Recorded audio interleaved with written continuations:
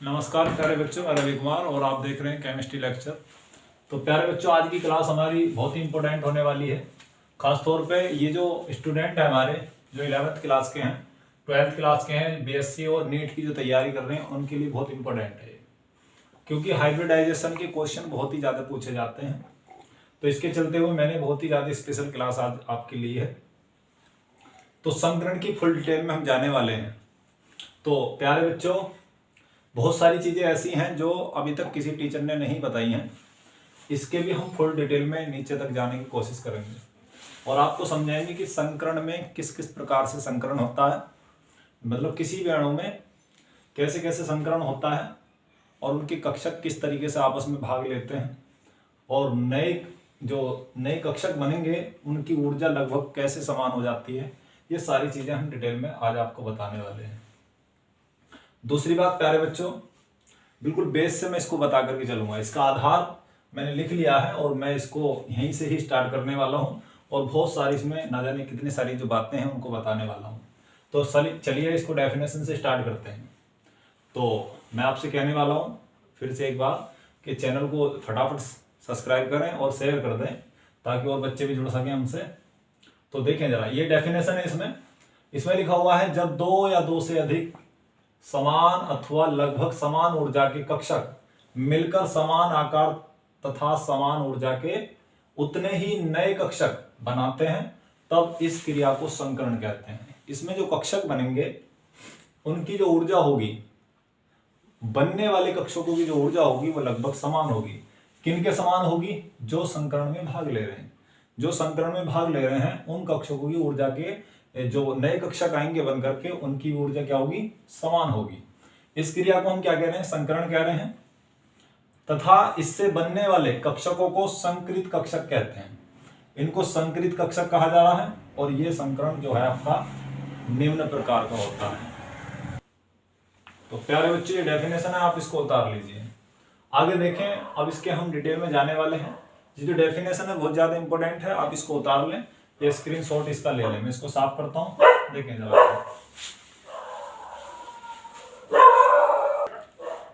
रोक दी पहली।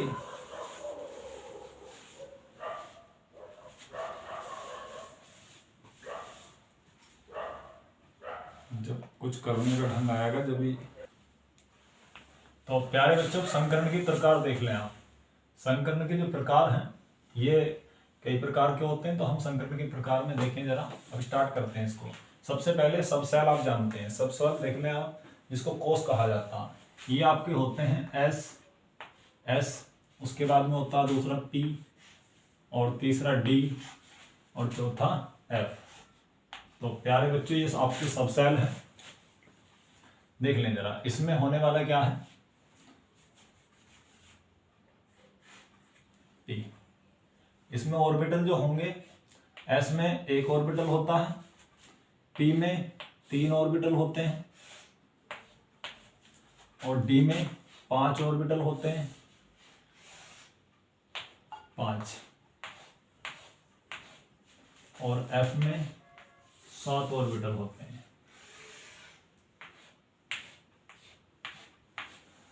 7 ऑर्बिटल होते हैं। तो प्यारे बच्चों, ये आपके ऑर्बिटल हैं और ये क्या है? सबसेल हैं। बिल्कुल ध्यान से देखेंगे क्लास को, बहुत इंपॉर्टेंट क्लास होने वाली है। अब देखिए, संकरण जो होगा आपका, संकरण का जो प्रकार होगा, संकरण का प्रकार। तो संकरण का प्रकार देखें जरा कैसे होगा। यदि सपोज करें आपकी 2 कक्षक हैं, एक P का है और एक S का। यदि ये दोनों कक्षक आपस में क्या करते हैं? संकरण में भाग लेते हैं। यदि ये दोनों कक्षक आपके संकरण में भाग ले लें तो यहां पर जो संकरण आएगा, एक S का है, दूसरा P का है। तो संकरण जो आपका आया वो आया S और P। एक S का और दूसरा P का। तो संकरण कौन सा हुआ आपका? Sp। कक्षकों की संख्या देख लें। कक्षक कितने? एक S का है और एक P का। संकरण कक्षक जो हो गए इसमें 2 हो गए, 1 और 1 2। और जो इसमें संकरण है आपका वो कौन सा है? Sp। यानी कि बनने वाले कक्षक, देखो यहाँ पर जो कक्षक भाग ले रहे हैं संकरण में, उनकी संख्या जितनी है उतने ही बनने वाले कक्षकों की क्या है? संख्या है यहाँ पर। तो ये आपका हुआ Sp संकरण। अब यदि सपोज करें एक आपका ये वाला हो गया, अब यदि दूसरा एक S का हो और दूसरा P का हो, यानी कि S का 1 और P के 2, S का कितना 1 और P के कितने होने चाहिए 2, तो वहां पर आपका संकरण जो हुआ वो हुआ sp2। देखिए जरा 2 आया, यानी कि P के कितने हैं 2, P के 2 हैं, S का कितना है 1, तो संकरण कितना हुआ sp2। देख लें जरा और आगे। अब यदि सपोज करें एक किसका हो S का और P के कितने हो 3 कक्षक P के हो, P के कितने हो जाए 3, तो संकरण होगा sp3। और देखिए प्यारे बच्चों आगे, यदि सपोज करें एक S का हो और 3 P के हो, 3 किसके हो P के 3 हो, और एक किसका हो D का हो, किसका हो प्यारे बच्चों देखने जरा, एक तो आपका S का हो गया, 3 P के हो गए और एक D का हो गया, तो संकरण होगा sp3 और D। इसी प्रकार से यदि D के कितने हो, D के कितने हो जाए 2 हो जाए, और P के कितने हो जाए 3 और S का कितना 1, तो संकरण होगा sp3d2। तो प्यारे बच्चों इसी प्रकार से आगे बढ़ता चला जाएगा ये। अब यदि सपोज करो D के कितने हैं 3, D के 3 हैं, ये प्यारे बच्चों सब जुड़ते चले जाएंगे, इनमें ही क्या हो जाएंगे ये जुड़ते चले जाएंगे, इनमें ही जो ऐड होते चले जाएंगे, तो संकरण हो जाएगा आपका sp3 और d3। इस प्रकार से ये क्या है संकरण आ रहा है आपका। कक्षकों की संख्या, भाग लेने वाले कक्षकों की संख्या जो संकृत कक्षक हैं उनकी संख्या की क्या होगी बराबर होगी। देख लें जरा एक बार फिर से, S और P के 2 कक्षक हैं, तो संकृत कक्षा में भी 2 हैं, एक S का है और एक P का है, तो इस प्रकार से आपका क्या है संकरण है। तो प्यारे बच्चे समझ में आ गया होगा आपको हाइब्रिडाइजेशन का प्रकार, और इसको डिटेल में जानेंगे, जरा देख लें अभी आप, बहुत इंपॉर्टेंट क्लास होने वाली है, इसको आप उतार लें, आगे देखें जरा क्या होने वाला है इसमें। तो प्यारे बच्चों अब है हमारा जो संकरण के प्रकार है उसको हम एक बार फिर से लिख लें। देखिए जरा, यदि सपोज करें आपके पास में 2 कक्षक संकरित हो रहे हैं, तो आपका जो संकरण होगा यानी कि हाइब्रिडाइजेशन जो होगा आपका वो होगा sp। और यदि 2 कक्षक 3 कक्षक आपस में भाग ले रहे हैं तो संकरण हो जाएगा sp2, और यदि 4 ले रहे हैं तो संकरण हो जाएगा sp3, यदि 5 ले रहे हैं तो संकरण हो जाएगा sp3d, और यदि 6 ले रहे हैं तो संकरण हो जाएगा sp3d2, और यदि 7 ले रहे हैं तो संकरण हो जाएगा आपका sp3d3। आगे भी क्लास है ये, ठीक है, फिलहाल हम इस पर चर्चा कर लें क्योंकि आपका 12th तक का इसमें हो जाएगा। और जो बच्चे बीएससी और जो जेईई की तैयारी कर रहे हैं, नीट की तैयारी कर रहे हैं, वो इसमें भी पढ़ सकते हैं। इसको हम कोऑर्डिनेशन कंपाउंड में पढ़ाएंगे, तो आप इसको वहाँ पे देख सकते हैं, ठीक है। तो आगे अलग से क्लास होगी, उपसर संयोजी यौगिक आएंगे वहाँ पर, कोऑर्डिनेशन कंपाउंड वहाँ पर हम इसमें क्लास डालने वाले हैं, तो यहाँ से आगे में हम आपको उसमें डिटेल में बताएंगे, ठीक है। तो फिलहाल आप इनको जानने की कोशिश करें। अब देखें जरा इसमें क्या होगा, यदि हमें संकरण निकालना है, संकरण हमें क्या कर रहा है निकालना है, तो संकरण निकालने का फॉर्मूला है, यहाँ पे लिखेंगे केंद्रीय परमाणु का समूह, केंद्रीय परमाणु का समूह आप यहाँ पर लिखेंगे उसमें। उसके बाद में प्लस, यहाँ पे लिखेंगे हाइड्रोजन, फ्लोरीन, ब्रोमीन और आयोडीन परमाणु की संख्या यहाँ पर लिखेंगे, और यहाँ पर माइनस में लिखेंगे आवेश, यहाँ पर आवेश लिख देंगे आप। तो प्यारे बच्चों ये आपका फॉर्मूला हुआ संकरण को निकालने का, और नीचे लिख देंगे 2। ये आपका संकरण निकालने का क्या हुआ फॉर्मूला। यदि आपको ऑर्गेनिक कंपाउंड्स में निकालना है,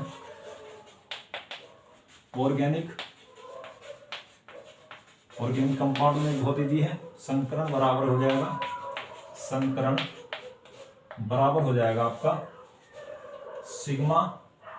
सिग्मा बंधों की संख्या, सिग्मा बंध यहाँ पे लिखोगे सिग्मा बंध और plus lone pair, lone pair, आप इसमें लोन पेयर ये फॉर्मूला आप इसमें ऐड कर देंगे। ठीक है प्यारे बच्चों, ये दो फॉर्मूले हैं, हम इन पर दो पर काम करने वाले हैं। तो देखें जरा, कुछ यौगिकों में हम पहले संकरण ज्ञात कर लें, फिर उसके बाद में आपको स्ट्रक्चर बताएंगे। इसमें स्ट्रक्चर बताएंगे, संकृत कक्षक जो भाग लेने वाले हैं उनकी संख्या कितनी होगी और उसकी स्ट्रक्चर कैसी होगी और उसके अंदर कोण क्या होगा। तो पहले हम निकालना सीख लें संकरण, उसके बाद में फिर आगे बढ़ते हैं। देखें जरा, तो प्यारे बच्चों देखें जरा संकरण कैसा है। इसमें एग्जाम्पल देते हैं पहले, बहुत ईजी है, एकदम से बल्ले बल्ले हो जाएगी आपकी, क्योंकि सारा का सारा बहुत ही ईजी है ये, और संकरण निकालना बहुत आसान है। लेकिन थोड़ा सा जटिल क्या है इसमें, जटिल है इसमें स्ट्रक्चर इसकी बनाना, संकरण के आधार पर स्ट्रक्चर का बनाना वो थोड़ा सा जटिल हो जाता है, बाकी बहुत ईजी है। मैं इसकी अगली क्लास में आपको वो डालने वाला हूँ, फिलहाल आप पहले इसको देखेंगे, उसके बाद में सेकंड पार्ट इसका देखेंगे संकरण का। तो प्यारे बच्चों देखें जरा इसमें कैसे निकालना आपको। सपोज करें आपको दे दिया मैंने BeCl2, ये मैंने दे दिया है। इसमें आपको सबसे पहले यहाँ पर लिखा हुआ केंद्रीय परमाणु का समूह, समूह संख्या आप इसमें नोट करेंगे। तो हम कैसे पहचान करेंगे कि भाई केंद्रीय परमाणु कौन सा है। तो सबसे पहले तो देखेंगे जिसकी संख्या कम होगी, यानी कि जिसकी संख्या क्या हो जाएगी, अणु या यौगिक में, अणु या यौगिक में जिसकी संख्या क्या हो जाएगी, जिसकी संख्या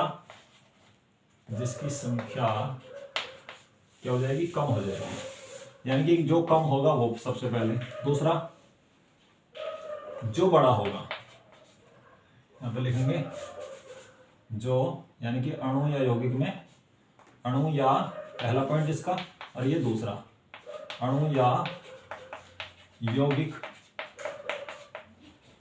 में जो बड़ा होगा। अब बड़ा का मतलब ये नहीं है कि वो साइज में बड़ा होगा, आपको उसका देखना है जो परमाणु क्रमांक है वो किसका ज्यादा है, वही आपका सेंट्रल एटम कहलाएगा। ठीक है, फिलहाल आपको देखना है जिसकी संख्या क्या हो जाएगी, कम। तो यहाँ पर देखें हाइड्रोजन, इसमें बैरियम क्लोराइड में जो बैरियम है आपका, इसकी संख्या क्या है, बेरिलियम की क्या है, कम है। बेरिलियम की संख्या कम है क्लोरीन की तुलना में, तो ये आपका क्या हो जाएगा, सेंट्रल एटम हो जाएगा। तो अब इसको इस फॉर्मूले में लगाते हैं, तो लिखेंगे हाइब्रिडाइजेशन बराबर, ठीक है, केंद्रीय परमाणु का ग्रुप कौन से नंबर का है ये, अब आपको देख लेना है इसमें। देखो जरा, फर्स्ट ए में आने वाले हैं आपके जो आपके हाइड्रोजन से स्टार्ट होते हैं, हाइड्रोजन, लिथियम, उसके बाद में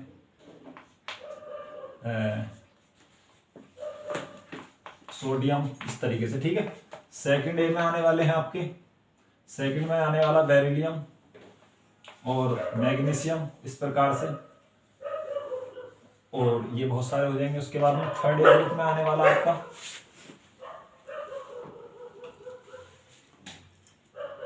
थर्ड ए ग्रुप में आपका हो जाएगा, तो ये है प्यारे बच्चों, थर्ड ए ग्रुप में आने वाला है आपका बोरोन, एल्यूमिनियम। उसके बाद में और भी आगे हैं, फोर्थ ए ग्रुप में आपको हो जाएगा इस तरीके से, है ना, कार्बन और सिलिकॉन। और फिफ्थ में आपका नाइट्रोजन, फास्फोरस, नीचे भी चलते चले जाएंगे इनमें। ठीक है, उसके बाद में सिक्स में आपका ऑक्सीजन, सल्फर, और सेवंथ में आपका क्लोरीन और ब्रोमीन।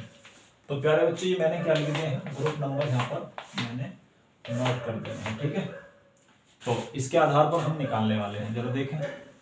अब मेरे पास में ये सेंट्रल एटम का जो ग्रुप नंबर है वो है सेकंड, तो मैंने लिख दिया सेकंड है। उसके बाद में प्लस, देखिए यहाँ पर क्लोरीन की संख्या कितनी है, मेरे पास में 2 है, फॉर्मूले में लिखा हुआ, तो ये लिख दिया 2। चार्ज इस पर कुछ भी नहीं है, चार्ज है नहीं, इस पर चार्ज नहीं है, तो आप क्या करेंगे, 0 कर देंगे उसको, माइनस करके 0 और अपॉन 2। तो HB इज इक्वल टू क्या हो जाएगा, 2 और 2 कितना हो गया, 4, प्लस 0 ऐड करोगे तो 0, ये खत्म हो जाएगा यहाँ से, अपॉन 2। इसको काट दोगे, 2 दूनी 4, तो 2 आया आपका। तो 2 कितने पर है, 2 ये रहा आपका। तो ये हुआ आपका संकरण यानी कि इसके अंदर जो संकरण है आपका वो हो जाएगा sp संकरण या फिर sp संकरण। तो प्यारे बच्चों एकदम से समझ में आ गया होगा। और देख लें जरा, इसका स्क्रीनशॉट ले लें फटाफट या इसको उतार लें ताकि मैं और एग्जाम्पल यहाँ पर समझा सकूं आपको। देखें जरा,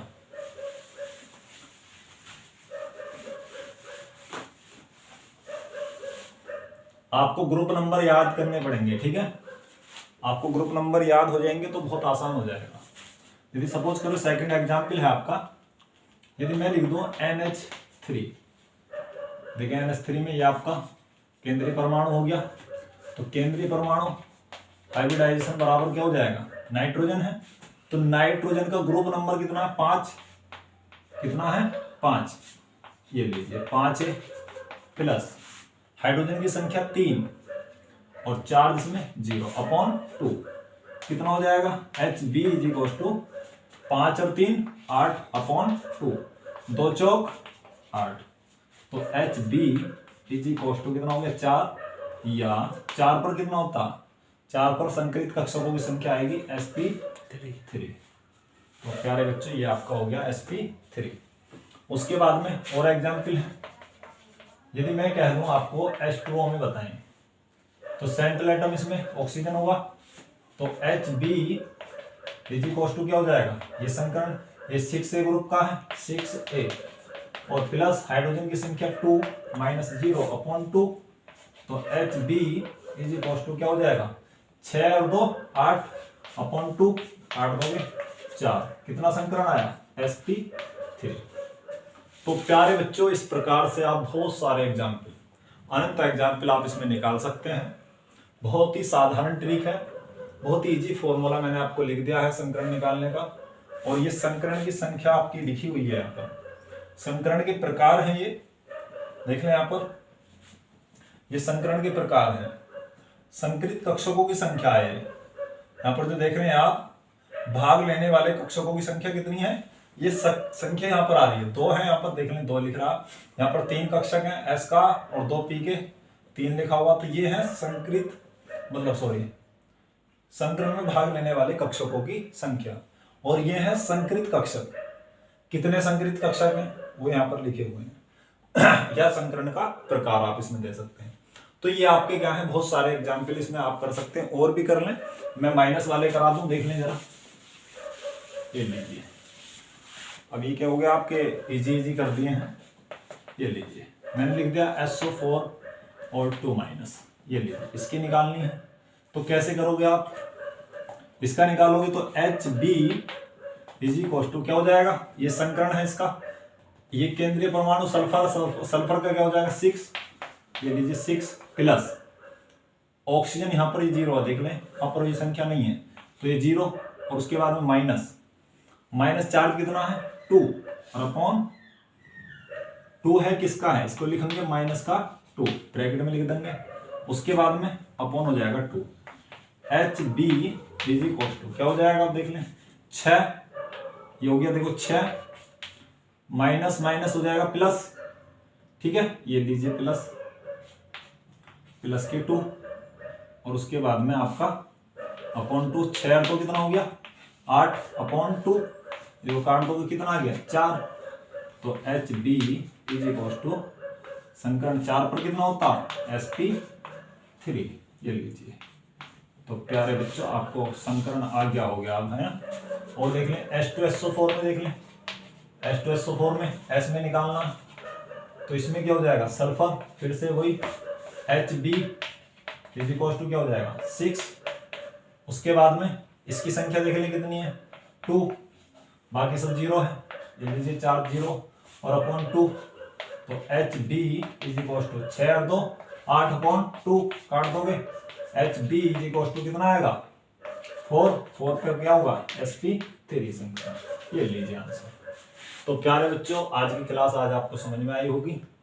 इससे आगे की जो क्लास है हमारी वो है आपका जो संकरण है, संकरण जो है आपका वो हम संरचना के आधार पर ज्ञात करने वाले हैं। मतलब संकरण के आधार पर संरचना किस तरीके से बनाई जाएगी, कोण का कैसे पता लगाया जाए, तो आगे क्लास होने वाली है, वो बहुत इंपॉर्टेंट क्लास है। तो प्यारे बच्चों फटाफट वीडियो को शेयर कर दीजिए, लाइक करिए आगे क्लास में मिलते हैं आपसे। थैंक यू, धन्यवाद।